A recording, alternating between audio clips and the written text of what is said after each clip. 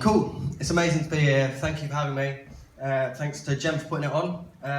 This I'm going to dedicate to an old friend who we sadly lost last week. So it's dedicated to Luke William Johnson. It's appropriate because this is a nostalgic poem about growing up, and he did that with us. So here we go. It's Hop Handshakes. You see, back when I was 13, we would play out on a daily basis. And time was never a factor back then. It was always skateboarding, ball tig and kiss chases. And the evening sun was like our guardians on those nights. Endlessly running like we would never grow up, like that minute right there was the be-all and end-all. And it was those moments that stuck. Of running and jumping, to and froing on spindles for legs, thinning of the hands on a clock face because we were still growing. Etching out chalk lines on the streets, desperately dreaming that one day our drawings opened up portals beneath our feet of teleports or transporters. Well, our imaginations can take us to any place that we thought of.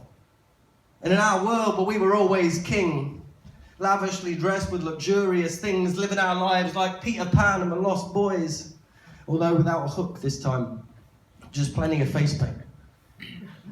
Playing army in the streets and climbing to the tops of trees, playing football in the rain, soaked wet through with muddy knees, but we were in heaven. And nothing can change those days that we would graze through the parks, with nothing on our minds but fun, and how fun shall be had from an idea that just seems to spark out of nowhere. Like swapping and selling our Pokemon cards to the kids down the road like they were going out of fashion. Like the time I swapped my Kabutops Shiny for your Charizard and £26 in one transaction when it was a mystery to me. But my sales techniques must have been so good I had you haggling around my feet. And maybe I should have considered a business degree, but at 13, good sales techniques aren't enough to get you into any university. By 15, though I'd grown, I was now part of a clique. I was skateboarding more, saying more words like sick to describe things. Still living and breathing that lost boy lifestyle of having fun and playing pranks, but giving thanks and goodbyes through hip-hop handshakes that we'd seen some gangster we liked in a crew do once or twice. And you know, life was nice. At least as good as we knew it. You see, you never know the true outcome of any event unless you've been through it. And at that point in time, we were at peace. Nothing getting us down, no stress to release, but by 16, things changed again. It was all about exams. At least our teachers told us that. A little bit of revision here and there, but nothing major. And luckily we were still the ones smiling come results day as we munched down on most savoury pastries from the school canteen. You remember the ones? The sausage rolls that would just fall apart in your hands. Like a paper waterfall folding its way through the cracks in your grasp, but although we didn't know it yet, from this point on, age would become more prevalent. The decisions that we would make would become more relevant to the people we would be and the journey we would see. And the decisions we would make would hold more purpose to help shape and create a more instant reaction, because we were growing up fast and there was nothing anyone could do to stop that, so we had to adapt.